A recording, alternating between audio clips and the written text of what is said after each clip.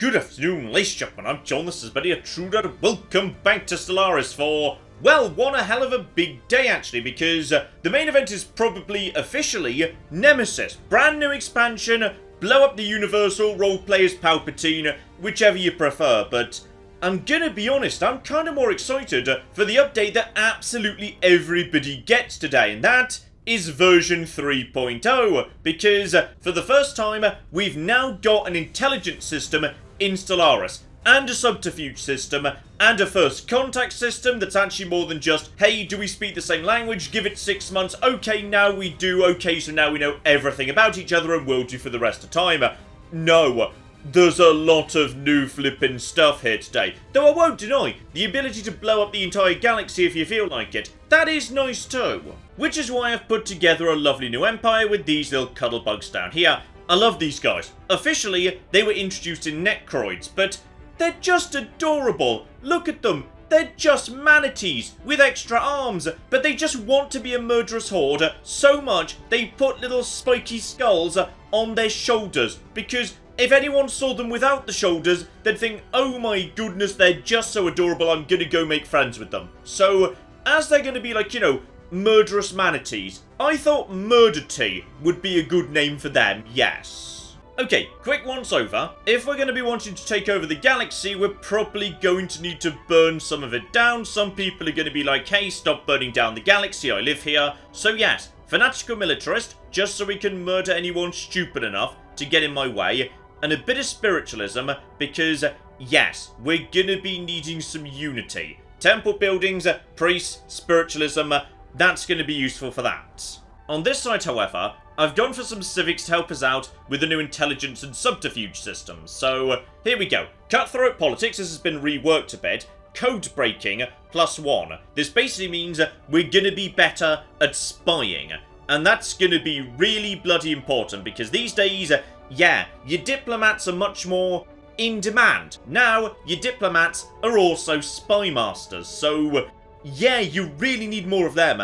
And you may also notice I've gone for democracy on this occasion, with a brand new little empire modifier. I think this is new anyway. So yes, automatic resettlement chance plus 50%. Together with, on top of that, yes, I've gone for nomadic. Resettlement cost goes down, communal, housing cost goes down. All of that is tied to the new pop growth system. So we'll get to that in a minute. On top of that, natural engineers. Honestly, I think the most important stuff is in engineering. That's where most of your new exciting, sexy weapons and ships come from. I think it's the most important science. I'm going to pay for that with Unruly, because we can just have more bureaucrats if Empire Sprawl gets out of control. No trouble whatsoever.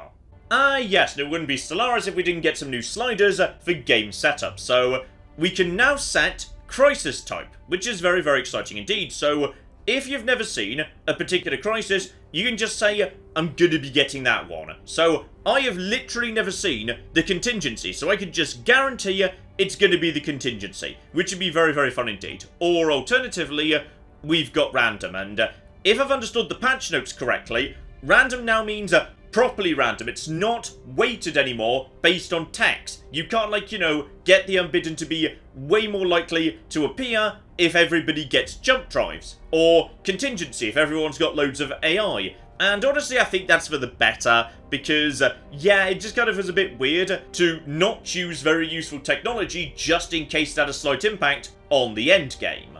Yes, one thing we do have is a brand new ship set. So this is the Imperial ship set. I rather like the science vessel in particular, because yes, it's got spinny things that go buzz. Now that I appreciate, damn it.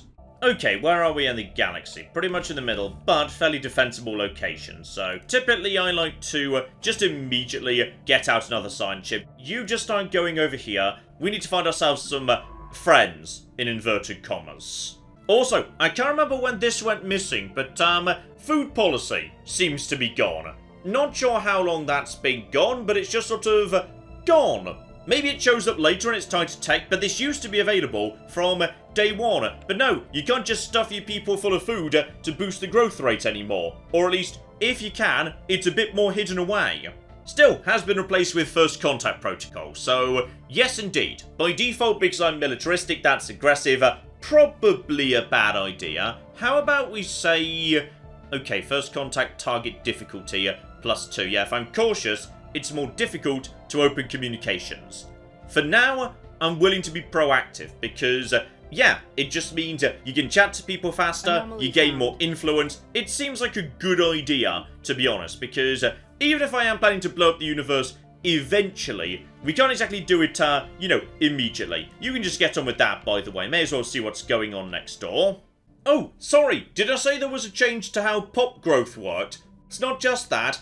Yeah, there's been a change to the way entire planets work, actually. In particular, okay, so the days of just building a giant number of alloy foundries, that's over. An alloy foundry is now a one-off building that acts kind of like, a planetary specialization, if you will. Instead, if you want to actually have more people producing alloys or consumer goods, you need industrial districts, generating one job of one job of the other. So, yeah, you don't need to be building so much in the way of endless buildings to produce alloys and whatnot anymore. Instead, you just build districts. So you're probably thinking, wow, that makes life easy. I can just spam a huge numbers of districts. Yes, but things are a bit different, actually.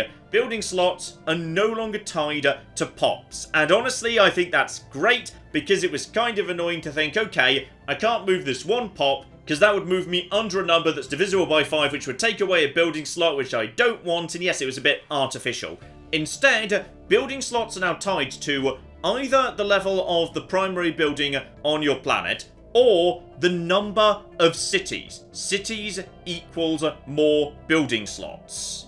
So basically, spam cities, and you can get up buildings a lot faster if you're willing to just, pay for it. So it's a bit more now in the hands of the player. You're not just stuck waiting for pops to arrive. So yeah, that's an interesting little change. Though, yeah, the population system's kind of the big one, which is population is now on a curve, which works as a function of how crowded the planet is. So right now, I've got 13 available housing. 32 pops, but they only need 29 housing because I gave them the communal trait, which is very, very useful indeed. So as a result of that, there is just housing going spare like crazy. So you see there, growth progress, the next pop is at 4.51. The base is 3. So I am getting a 50% growth bonus just off spare housing. So that's pretty bloody huge, actually. So as a result of that, yes, this kind of changes the way you want to be thinking about the game, because previously you just waited until you saw a I am out of housing flag over here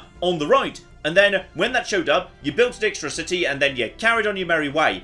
Now, you might want to build the cities before there's people to fill them, like investing in the infrastructure and assuming people will come later. Because if you just build the cities in advance, that's going to lead to a massive population explosion.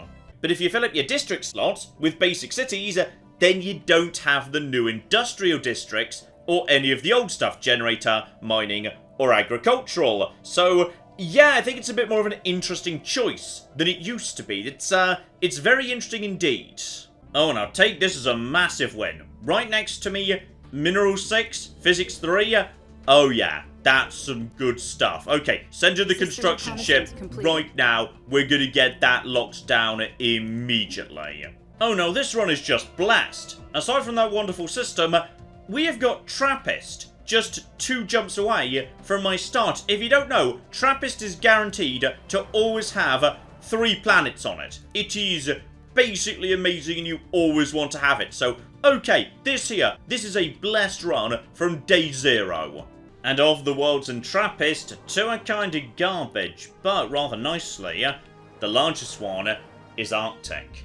It is literally perfect for me. Not much in the way of generators or mining, but oh my. Because yes, industrial districts, you can just have as many as you want. They're like cities. So, okay, I think we've got ourselves a brand new home. And plenty of resources for, yes, a colony ship which is the Famine class.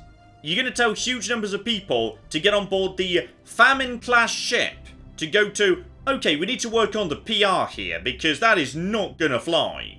Okay, sorry, this is not only a famine-class ship. You've called it the sinking feeling. I really feel like this is... Okay, fine. You know what? Whatever. That's okay. I'm sticking with this naming protocol. This planet is now going to be named Famine, which is, incredibly positive and everyone's going to be thrilled about. Here we go. New city in play. Housing spare is now at 215. So pop growth is now up to 5.37 a month. So, yeah, in 15 months we got ourselves a new pop, and it's about a third done, maybe a quarter done now. So that's a new pop in, like, I don't know, a year and a half. These guys are just, exploding in their population. It's marvellous. And you know what that means? That means we can afford more temples, because why not? Okay, this empire wasn't even optimised to be gaining unity as fast as physically possible, but even then, that's Ascension perk number 1 in the middle of 2207, which is ludicrous, and it's entirely because I can just toss up as many bloody temples as I want. Here we go, the colony of Famine has been settled, which is absolutely magnificent, but yes, the problem is there's not much housing here, not yet anyway, so as a result of that, pop growth here is not the highest. It's pretty good, and yeah, most of that is coming from immigration, because migration of pops just became way more important. Think about it. In this game, pops are how you win. Whoever has the most pops ultimately is gonna win the game, because pops are the backbone of literally everything. Your entire economy can't function without pops. If you've got your pops sitting on crowded planets, they're not going to be doing anything. Once the planet starts getting full up, at that point, the growth rate's going to start tailing off. If, however, you have got yourself pops constantly jumping ship to new empty planets, and you've got a large number of planets with loads of empty housing, then every single one of those planets is going to undergo a population boom simultaneously, which is why resettlement just had a bit of a rework to make it way more expensive. In particular, it now costs influence to move people around. Now, in the late game, that's not going to be a problem, because there's a certain point where you don't really, need to be expanding and building star bases anymore, where influence is kinda pointless and it just sits there banking up, and I've had, full up influence with nothing to do with it. But, yeah, now it's a lot more expensive to move people from planet to planet. But, you may have noticed I went for democracy with this empire. This is why. Because democracies come with automatic resettlement chance plus 50%. People are more likely to just, go where they want to go by themselves, which is very important indeed. I also took nomadic, so my people can be resettled relatively cheaply, but there's one big golden one that, yeah, I think some people might want to be paying attention to soon. Here we go, hello sexy. Society considers it the absolute right of the state to decide where its citizens live and work. So, yes, the influence cost gets waived. Oh yeah, that one's worth keeping an eye on these days. Okay, it has taken a terrifying amount of time. I've just spawned in a really empty bit of space, but I finally actually run into someone, which is great, aside from one small problem. The people I've run into are space whales, who aren't actually, going to be able to trade with me or much. But I think actually, regardless, we have to go through the brand new exciting sexy system, because we don't know they're space whales, they might be super intelligent. So, one of our 4 diplomats now needs to get on with trying to communicate with the space whales, which I assume is just them hanging around nearby in a ship going, "Hello, space whales! Are you intelligent?" No, I'm pretty sure, guys, I don't think they're intelligent, but okay, I'll keep trying.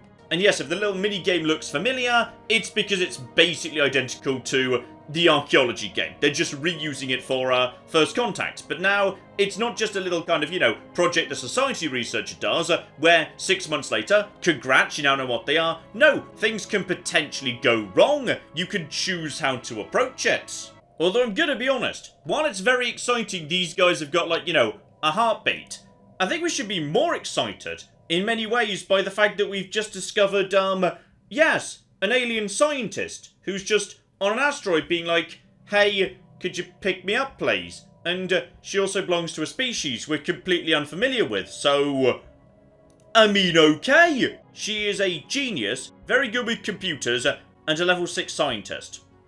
Okay, I think we just let this human lead our entire empire's physics at this point. She can just do that. I'm really sorry if that used to be your job, but, okay, that's kind of funny. Yes, that random event has actually spawned before I've run into aliens, so we've not actually met any aliens yet, aside from this one who we just picked up, and we've just basically made her one of the most important people in the Empire and given her access to an incredibly sensitive job because she's just better at it than we are. So, okay, there we flipping go. Would have thought that would be a bigger deal, but no, it's not. Okay, seriously, I was just sort of eating about a fifth of the galaxy and no one seemed to care, but I've finally run into somebody. And just like buzzers, two come along at once. So, okay, we have got curators, and we have also got... that is the, what? Reptilian ship style, I think. Okay, get working on all of this, you stupid losers. This is why we've got all these diplomats. You start working on that. But yeah, these here, this is going to be a bit more tricky, actually. I'm guessing these guys have got their first contact protocol set to cautious, or maybe even aggressive, but that's presumably, yeah, that's a constructor or something. So that's why it's not attacking me.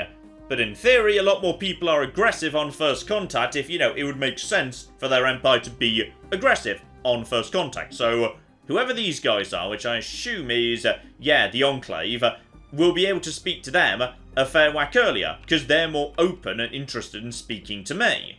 And bloody hell, now more of them showing up. Okay, hello. Who are you?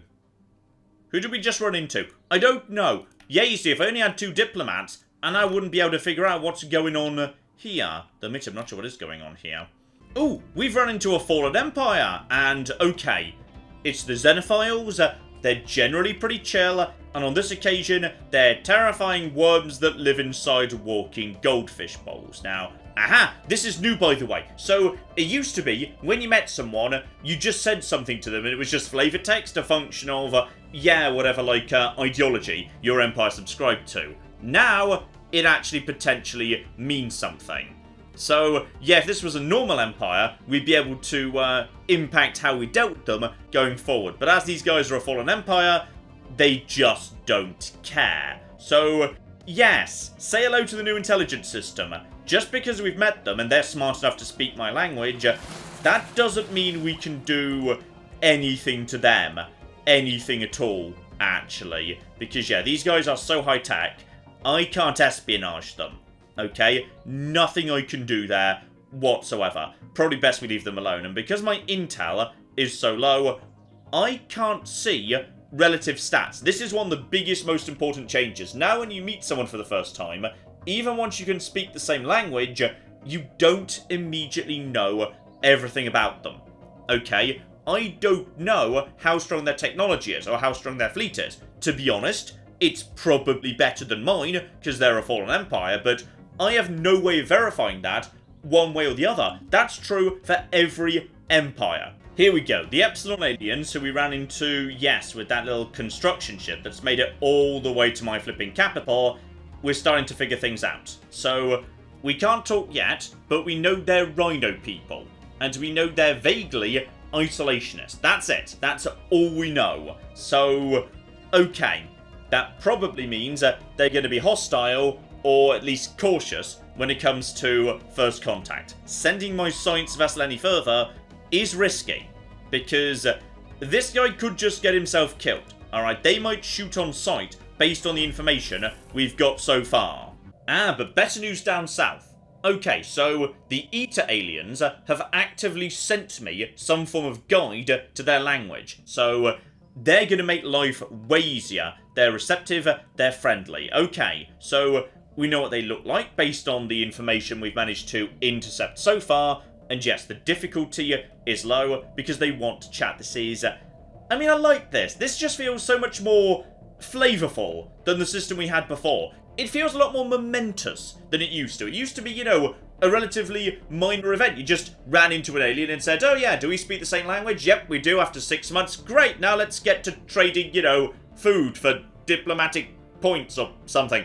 But yes, now it just feels a lot more big and epic, and stop yawning, you're undermining the points.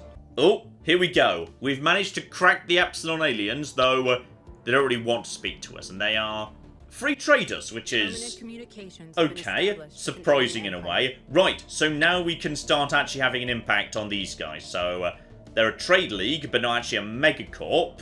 Egalitarian spiritualist. Okay, potentially we can speak with them. That's possible. So you hacked into us, now you call us friend. Okay, they don't like us because they didn't want to be communicated with, but I did it anyway.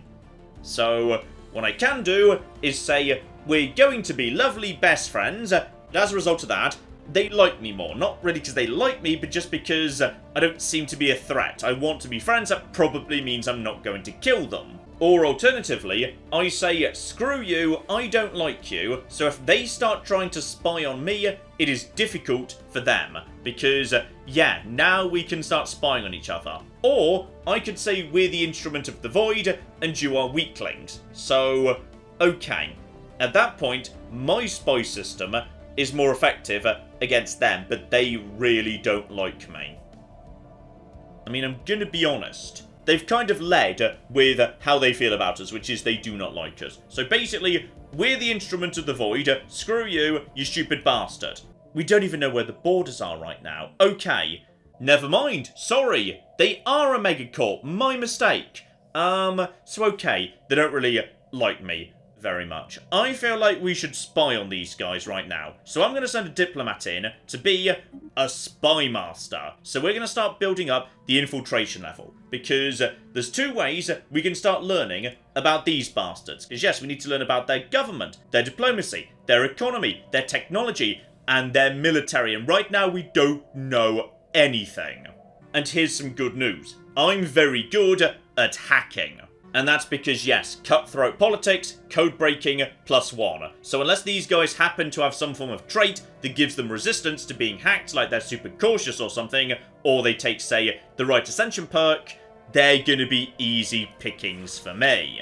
So there we go. I now start filling up my infiltration meter using my Spy Master. Base of 1, which is boosted a bit by the size of the Empire. Bigger empires are easier to infiltrate because you can just slip in when the Empire's big and whatever. Because, you know, they're not watching so carefully because there's loads of borders or whatever. Anyway, my encryption is better than theirs. Therefore, that's a bit of a boost. And preparation for hostile action. We have declared them the enemy. Meaning I've kind of like, I don't know, authorised my Spy Master to do this sort of thing, so that's nice. So that's going to start building up over time, and we can use that to fund all sorts of flipping hostile schemes. Meanwhile, down on the friendlier side of the galaxy, yes, the Eaters. So these are the Galactic Terrassi Republic, and, okay, fanatical xenophile, egalitarian, no trouble with them whatsoever. Straight away, I'm going to be nice to these guys, alright? They're Federation builders. I got no trouble with that. So, what have we got here? Aha! I am inside their territory. I didn't mean to be, but I am. So let's get out of there right now, because they might close the borders. Hopefully not, because they seem pretty friendly. And yeah, straight away, we're cordial. So I'd say, aha! They're also a democracy. So what do we know about them? Basically nothing, but they do want to be cooperative. Aha! Establishing an embassy. Now this here is a good starting point. If we just set up an embassy with them, then immediately we both learn something about the other. So straight away, yeah, friendly diplomats, great, intel targets as well. It's a good base for a spy master. So just put that to him. They should have no trouble with that whatsoever. Lovely. And intel jumps straight up to 20. So immediately I start learning things about them. Ah yes, speaking of which, the Epsilon Aliens. So, you guys have now built up 10 infiltration. So I can spend that, once it gets to a certain level, on new operations. Let's just do a little bit of information gathering. So, upfront cost, bit of upkeep, nothing dramatic whatsoever. So, we don't know how strong they are, but this is going to be pretty easy because, again, I'm better at hacking than they are at stopping me from hacking. So, launch the operation, you guys get on with that, and now that's just going to be, yes, an operation again, once more, using the archaeology system. So, good start immediately. We're making some good progress here. Here we go. No trouble whatsoever. Nice, simple, basic operation. Nothing went wrong. No decisions needed to be made. So, we sent the guy in. Right now our intel is 18. It started at 20, I believe, because yes, base of 10, and then a bonus 10 when we first chatted. That counted as like a pact. First contact is a pact as far as this is concerned. But now it's decaying downwards. However, I can just bolster it temporarily by doing these missions. So, all of a sudden, if we go over to these guys now, here we go. Complete. We're starting to learn, and we know about a brand new system we didn't know about previously. Intel jumps up to 33. Oh dear, an insidious plot has been discovered. This is the downside of them having, yes, very poor quality encryption. When they try and attack me, I can figure it out. Okay, that means our relationship is falling. But, because everyone agrees they're alien dicks and we hate them now, that means unity starts happening. And implicated in a plot is about to occur. Okay, I don't know what that means, but it sounds exciting. Okay, I'm going to be honest, nothing happened, so I'm not sure what that was. Also, I think it's time these guys stayed out, to be honest. Yeah, you guys aren't allowed here. Let's just close some borders. So, oh, we've got somebody else. Hello, who are you guys precisely? It is a science vessel. Okay, it is a lithoid science vessel. I love the lithoid ships. The lithoid ships are gorgeous. Not just them, though. There was... oh, hang on. Which one's the Kappa and which one's the Lambda? Because apparently there was someone else here. And I don't know which was which, actually. Okay, you guys seem easier to contact. So, yeah, this is why you want plenty of diplomats. Because they do all your first contact, and all your politics, and your spy mastering. And when Federations come into the game, they're going to be taking care of that too.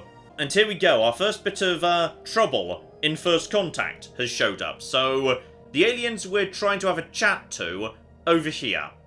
Apparently, it's been difficult. So we can either just crack on, or I can shufty them 1,000 credits, and that's going to speed things up. So, we've got the money, and aha, there we go. It is the lithoids, and they're receptive. Good, good, good, good. So I'm guessing difficulty just went down, or... no. I'm guessing that skill bonus has gone up. So that's going to be catastrophically easy for me to hack into at this point. Good, good, good, good.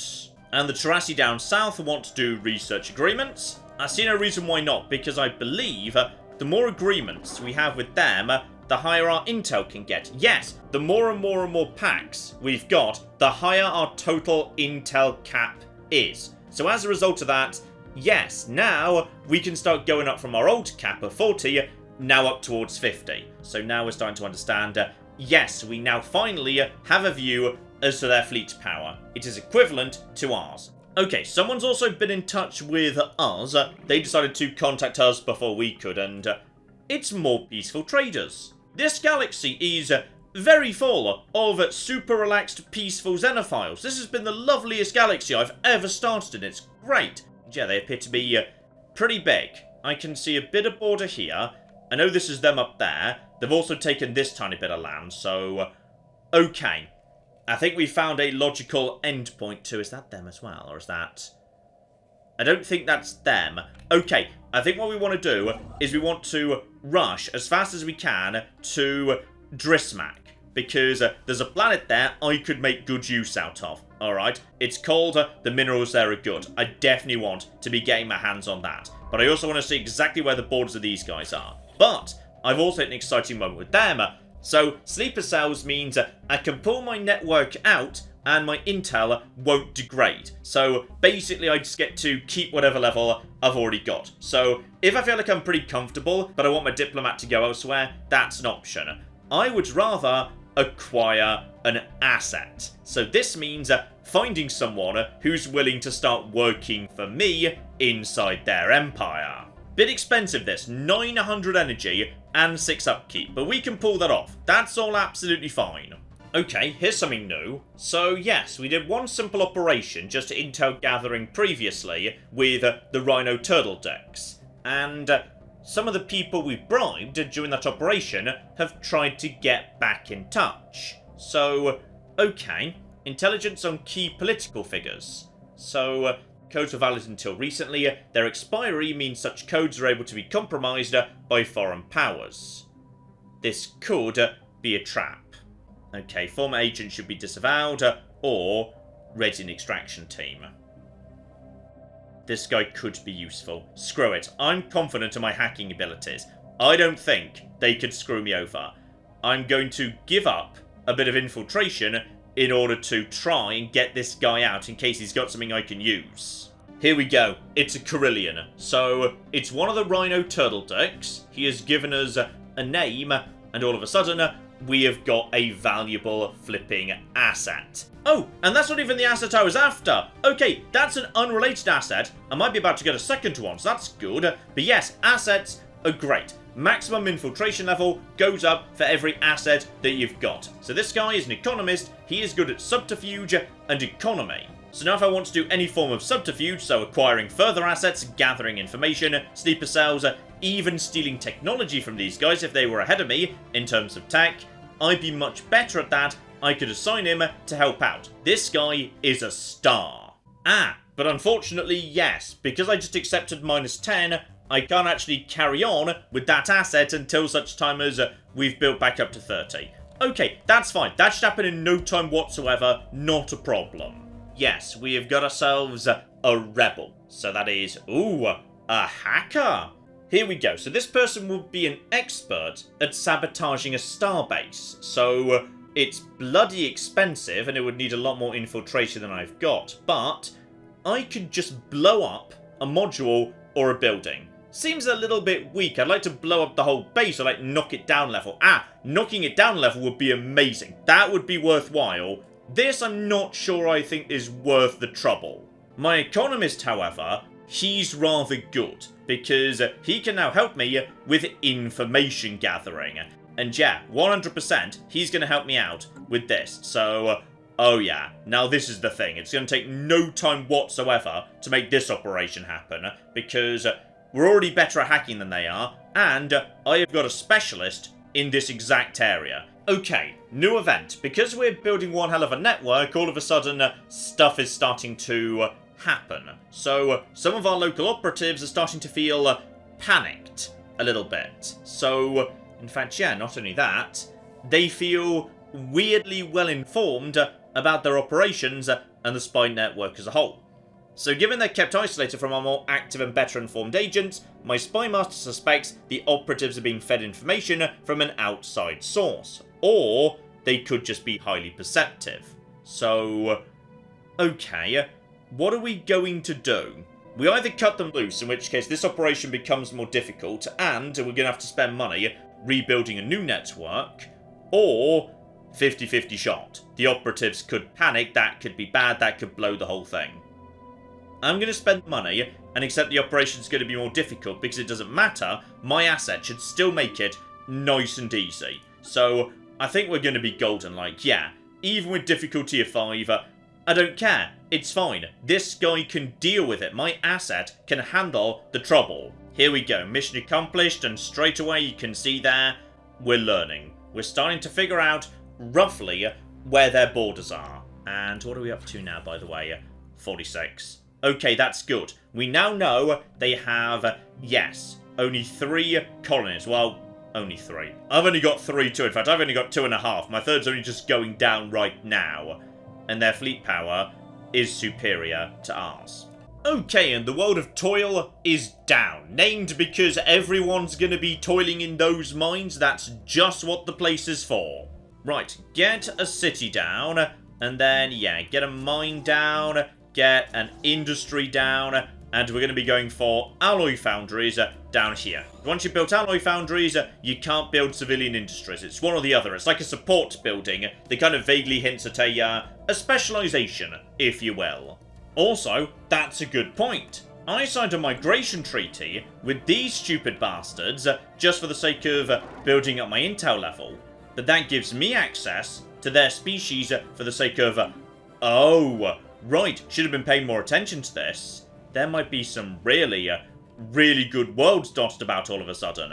Here we go, I've built a shipyard in Trappist, and there's another 2 planets in Trappist. So, colony ship, we've got ourselves ocean preference. I mean, that's not bad. That's not bad at all. Let's get some... What even are Rontor? I don't know, but they breed fast. And as we've said, pops equal victory. So let's get some in play. So my good friend, the Terrassi, they formed a federation with the Rontor Trade Association. So, okay, as a result, they've... John, you were just saying, the Rontor. It's the fast-breeding ocean lads. Gonna be friends with you, no trouble whatsoever. Though right now, yes, I've only got second-hand information. I basically don't know anything. Oh, this is very exciting. I might have just found my old friends, the Snivlets of Snorf, because that looks a lot like the Snivlets of Snorf to me.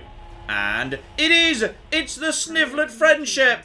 Oh, my little buddies, I could never hurt you.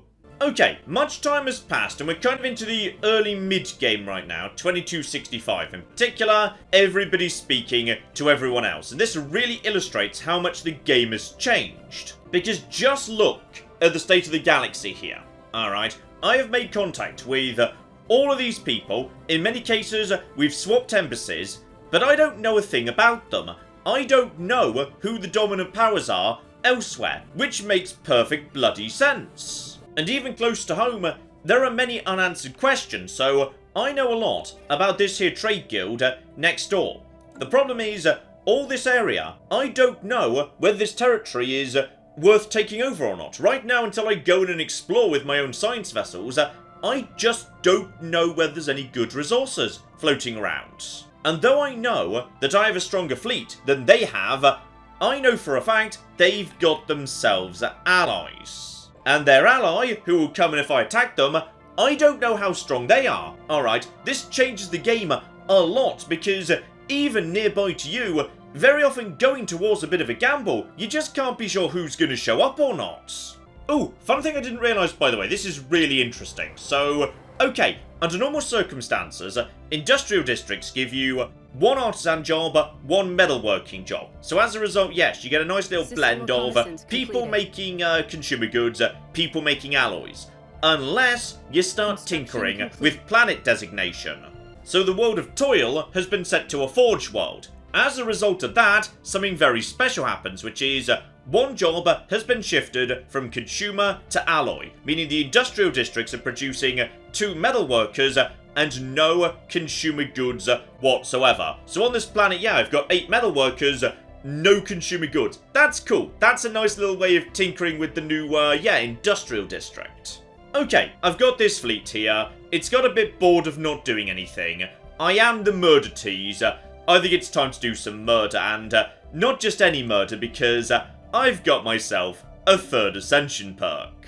And once you get a 3rd Ascension perk, oh my goodness, you can start becoming the Crisis, and oh, how could I possibly resist? So, as a member of the Crisis, I immediately gave myself 2 new Casus Bellis. So, bring them into the fold, imposed inclusion, basically, yoink, you belong to me now, or wipe them out, existential expulsion, excellent euphemism right there, so anyone I can't be bothered to eat, just get straight up murdered. Lovely. So, my society is now dedicated to wiping out basically everything else, and right now, I am a menace, so people aren't really taking me hugely seriously, but I get a few bits and pieces. Step 1, I can start doing murdery things to build up my menace score over on the right there, taking out ships, empires, star bases, purging, destroying worlds, conquering worlds, all the rest of it. On top of that, subjugation acceptance goes up a bit, so yes, I can more easily create vassals, and Undertaker. Purge is unlocked as a policy option, pop purge speed plus 500%. Okay, so we can basically just murder people, like a lot of people, relatively easily. Oh, and this is just perfect timing. So, the Torvorite, who I believe are, yes, the defensive allies of these guys, just attacked the Carillion Free Traders. So, that's going to keep them nice and busy, nice and out of any war I want to start with this dumb commerce guild. Oh, that's perfect. So, this commerce guild, how about we bring them into the fold and see what that looks like precisely? And I believe Okay, sadly, no one else wants to be on board. I suspect these guys might have been, but they're still kind of helping me out because they're keeping the Torvalites busy. So in which case, let's flipping go. We've got the bigger fleet. Their allies are probably not going to be helping out in any meaningful way. Getting over here, let's see what we got. Because I have no idea what this war looks like at this point. Yes, if I win, they're just going to become a vassal. But I'm guessing they are going to resist that. Then again, maybe not so much. You got to bear in mind, as the crisis, I gain bonus to vassalization decisions. So maybe, just maybe, okay, interesting. Okay, their civilian ships appear to be retreating. My fleet of about 8,000 with plenty of good destroyers should be able to just walk straight through all of this. Their fleet's weaker than mine. Their allies' fleet will not be showing up. So the question is this like, you know, containment? Can I just straight up move in at this point and take this system immediately? Or does it not work like that? And oh my goodness, that's a lot of lasers. That's a good solid number of lasers. No, it is occupied, but it's not as good as a straight up, Casus Belli that determined exterminators get. I don't just get to claim systems as I go. That's not a thing. Ah, wait, hang on. I've got eyes on. Okay, so they're over there right now, and they appear to be... I think they're going to try and reclaim this system that I've already taken. So right now there's not much there. Move in, and let's see if we can trap them right there. So get out of here. Everything's going to be fine. Someone wants an embassy, and to be honest, sure, let's just mutually establish embassies, because to be honest, even if you hate them, let them do it anyway. It lets you spy on them more easily. Here we go. They're moving in. They're going to knock out the first platform I actually attacked. But, oh guys, you've made a mistake. You, buddy, you're outnumbered. So, deploy my general in this direction. They appear to be... Are they turning? They're not turning, but honestly... This guy might actually be able to provide a small amount of our plasma throwers. After this war's done, oh, you're gonna be sad I've got those. Right, down we go. They are firing the odd missile, is what they've got. So as soon as we get through their shields, they're gonna melt, and oh, they don't like it. They don't like it one little bit. Get out of the way, anomaly found. Oh dear. Looks to me like their fleet is being badly melted. Some of them are getting away, but we've definitely taken out a fair whack of ships. Check the debris here. Disruptors. If we want disruptors, there is disrupt attack right over here. And they didn't even take this system back. So, okay. Good starting point right there. They're not happy bunnies. Okay, so me and my sort of friends, the Corellans, have mopped up all of this. And that's going very, very nicely indeed. But there's a new problem. During war, even with pretty good levels of intelligence, I don't actually know the state of each individual planet. I might know a lot about the Empire, but, yeah, I have no idea how well defended it is in general. Until I get nice and close, you know, within scanning range, then I can start figuring it out. So, these are nice soft targets. So, 2 planets we could take immediately. But all this time, I'm building up my menace, okay? Every single enemy ship destroyed, every star base destroyed. It's all worth menace as time goes by. Oh, but here's the biggie. It's time to start taking over some planets, okay? We've just been doing some good orbital bombardment over here. So now, time to get the drop pods down anytime you're flipping ready, actually. And, oh guys, I'm gonna be honest, this ain't looking good for you. I mean, bless them, they even tried to build offensive armies to hold off, but offensive armies don't do well defensively. We might lose one of our armies. I kinda don't care. I feel like we're in control here. Ah, but here's good though. So now I've actually got some planets that could theoretically run an empire. Yes, a status quo on my beautiful bring them in war goal would actually create a brand new empire that would be an ally or subject out of the 18 occupied territories. So everything I've taken over, I can just keep. If I want to break these guys in two, I'm pretty sure you could do this anyway, but yes, that is still an option. So if you can't take the whole thing, you're still in pretty darn good shape. They have a beautiful home system, by the way. Oh, look at that. That's some lovely new stuff. I think this was introduced a couple of patches ago. But yeah, there's a lot more variety and prettiness in the systems these days, which is just gorgeous. Okay, at this point it's descending into a bit of a mess where, yes, they're desperately trying to fight off tiny individual unguarded stations, and I'm just trying to mop up remnants. So, I probably could push them to total acceptance, but to be honest, I feel like, yes, I'm pretty happy with just the status quo. I'm gonna get the vast majority of their empire anyway, so I see no reason why not.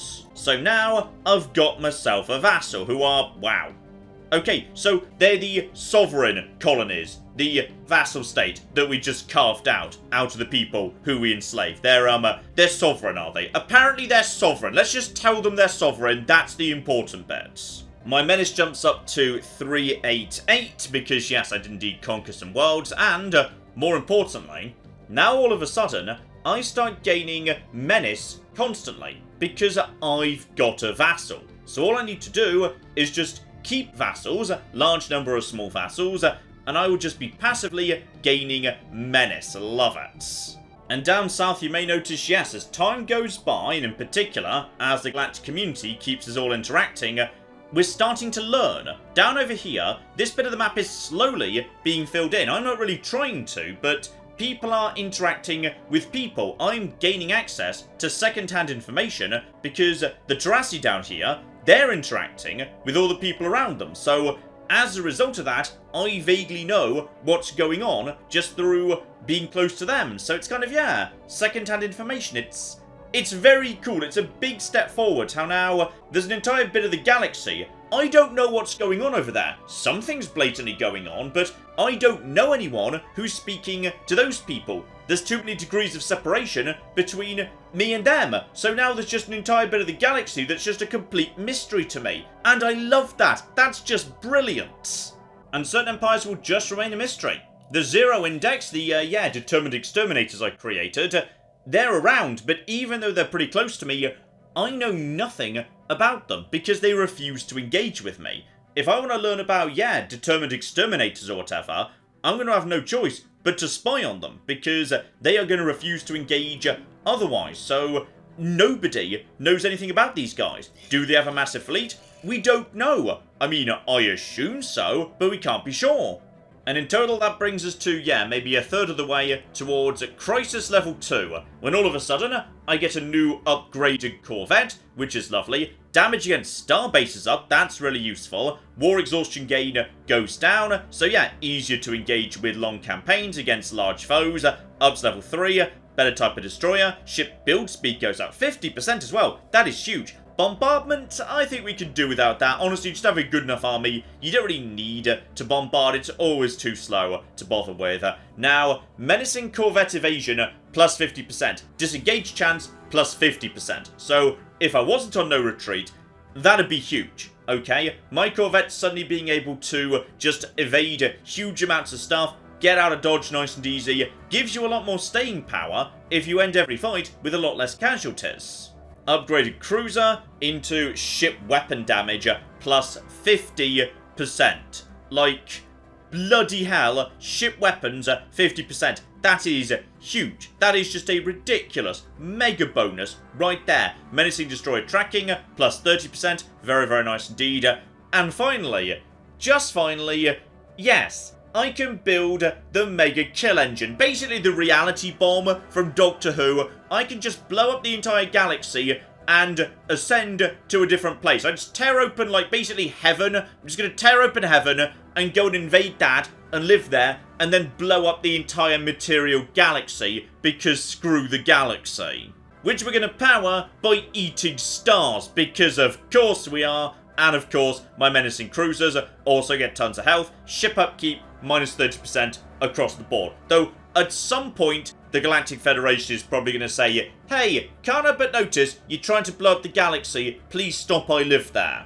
Yes, indeed. That there is Nemesis. Though, to my mind, the more interesting thing is the free update. So even if you don't buy yourself Nemesis, you're still getting some exciting new sexy stuff. Because, yes, the new intelligence and subterfuge and fog of war system, it just makes first contact a lot more interesting. It makes diplomacy a lot more interesting. It makes wars a lot more of a gamble. It makes the galaxy feel big and mysterious and full of all these strange things on the far side that you just have no idea what they are. So even into the mid-late game, you're still learning stuff about your friends. You never know whether the Empire 2 over is as strong as you or not. There's a lot here I like, ladies and gentlemen. So this is just a one-off, and I'd say that's enough for now. But one day we're going to be back with Stellaris doing a brand new playthrough. And oh yeah, there's been another change. This wasn't this update. This was a couple of updates ago.